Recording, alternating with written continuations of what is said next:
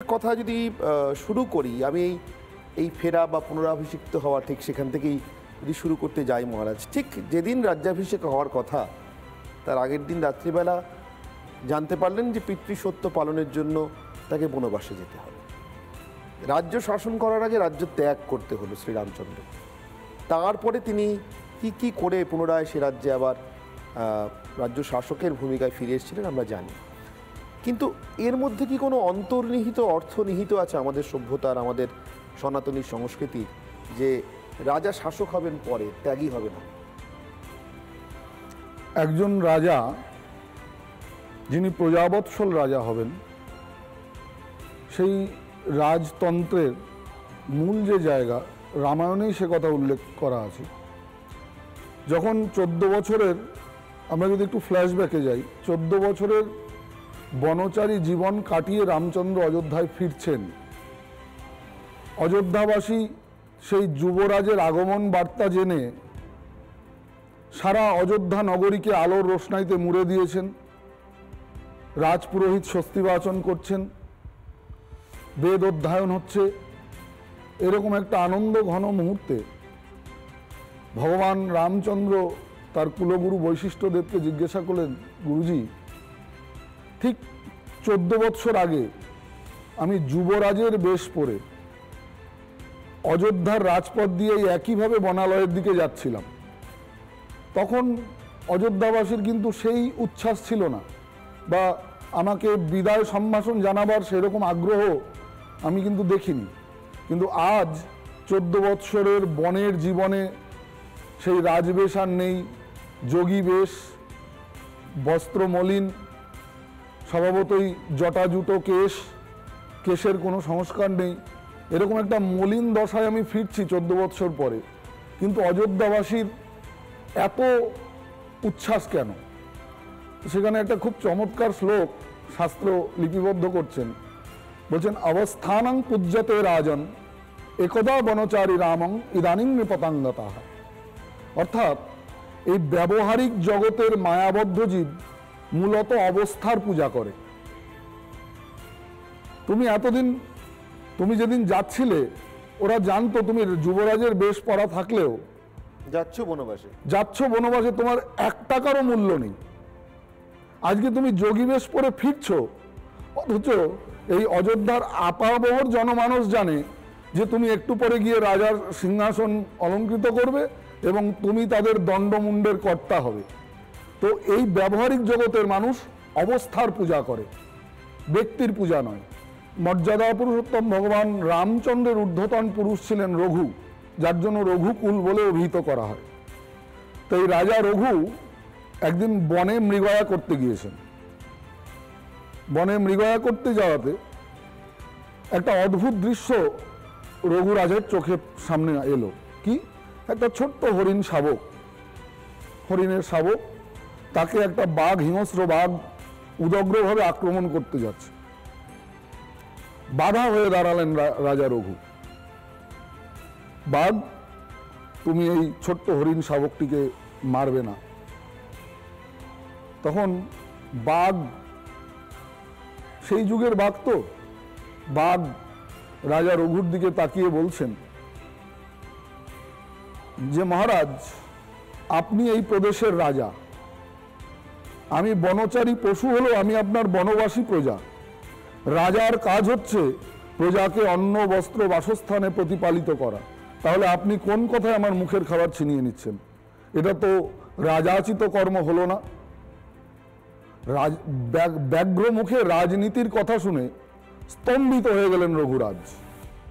তখন বললেন, বাঘ, আমি জানি না তুমি কে, জোহসী সোহসী নমস্তুভ্যম, তুমি যেই হও আগে আমি তোমায় প্রণাম জানাই। কারণ এই গভীর বনালয়ে তুমি আমাকে একটা ছোট্ট রাজনীতির শিক্ষা দিলে। তো হ্যাঁ, এটা ঠিক যে প্রজাবৎসল রাজার তার প্রজাকে অন্ন, বস্ত্র, বাসস্থান, এই যে 3টে মৌলিক অধিকার, এটা তার ফুলফিল করা রাজার দায়িত্ব, ঠিক আছে। কিন্তু এই হরিণ শাবকটিকে দেখে আমার যেন, ফুটফুটে হরিণ শাবক, আমার যেন কেমন একটা মায়া হচ্ছে। তুমি একে খেও না, তার বিনিময়ে বলো আমি শিকার করে এনে তোমাকে বুনো শূকর বা অন্যান্য পশুর মাংস তোমার সামনে ভেট দিচ্ছি। তখন আবার বাঘ বলছেন, রাজা, এই তোমাদের মনুষ্য জাতির বড় দোষ, জানো, তোমরা বড় স্বার্থপর। তখন বলছে, কেন? বলছে, বুনো শুকর ইত্যাদি পশুর প্রাণ প্রাণ, আর এই হরিণের প্রাণটি প্রাণ, আর ওদের প্রাণ প্রাণ নয়। তখন সেই পশু রঘুরাজা বলছেন, সত্যিই তো। তাহলে বলছে যে, কেন রাজা, তোমার দেহে মাংস নেই? বলছে, আমার মাংস খাবি তুই? বলছে, হ্যাঁ খাবো, কিন্তু রাজা একটা শর্ত আছে। কি শর্ত? তুমি মাংস কর্তন করে করে দেবে, আমি খাবো। যতক্ষণ আমার ক্ষুধার নিবৃত্তি না হবে ততক্ষণ তুমি মাংস দিয়ে যাবে, তোমার দেহ থেকে মাংস কেটে। কিন্তু তুমি যদি বেদনায় কাঁদো, ব্যথায় কেঁদে ওঠো, বা তোমার চোখ দিয়ে বেদনা প্রকাশ পায়, তাহলে তোমার মাংস আমি বমি করে আবার তোমায় ফেরত দিয়ে দেব। এই শর্তে রাজি হলেন রঘুরাজা এবং ছুরি হাতে নিয়ে তার গায়ের মাংস কেটে দেবেন সংকল্প করে মাংস কেটে কেটে দিচ্ছেন। উদগ্র বাঘ তাই খেয়ে তার ক্ষুধা নিবৃত্তি করছেন। এমতো অবস্থায় সমস্ত মাংস শেষ। এবার আপনি স্বভাবতই বলতে পারেন, আজকের দৃষ্টিভঙ্গি দিয়ে, যে রঘুরাজা মরে গেল না। শাস্ত্র বলছে ত্রেতা যুগে মজ্জাগত প্রাণ ছিল, কলিযুগে অন্নগত প্রাণ, ত্রেতা যুগে মজ্জাগত প্রাণ, মানে হাড়ের ভেতর, অস্থির ভেতর যতক্ষণ রস থাকবে ততক্ষণ প্রাণ শক্তি থাকবে। তো স্বভাবতই রঘুরাজা প্রাণ ত্যাগ করলেন না। এইবার বলছেন, বাঘ, আমার তো মাংস শেষ, আমার ক্ষুধার তো নিবৃত্তি হয়নি। তখন বলছে, তাহলে কি করার? বলছে, মহারাজ, আমাকে এরকম ফাঁকি দেবেন না, আপনার এখনো টলটলে দুটো চোখ রয়েছে, চোখ দুটো উৎপাটন করে দিন। তো যখন ছুরি নিয়ে ডান চক্ষু উৎপাটন করবেন এরকম একটা মনস্থ করেন, এমতো অবস্থায় বা চোখ দিয়ে দুফোঁটা জল পড়ে। বললেন, রাজা, তোমার দানযজ্ঞ বৃথায় গেল, আমি তোমার মাংস আর খাবো না, এবং আমি বমি করে তোমার মাংস তোমায় ফেরত দিয়ে দিচ্ছি। তখন রঘুরাজা বলছেন, না বাঘ, আগে আমি বেদনায় কাঁদিনি, আমি কেন কেঁদেছি এটা তুই শোন। যেদিন থেকে আমি দৃষ্টিশক্তি পেয়েছিলাম সেদিন থেকে আমার একটাই অভিষ্ট ছিল, যে পরব্রহ্ম পরমাত্মা ঈশ্বরকে এই চর্মচক্ষে উপলব্ধি করব, দেখব। কিন্তু আজকে সেই আঁখি উৎপাটন করে তোকে দিয়ে দিতে হচ্ছে, আমার তাকে আর দেখা হবে না।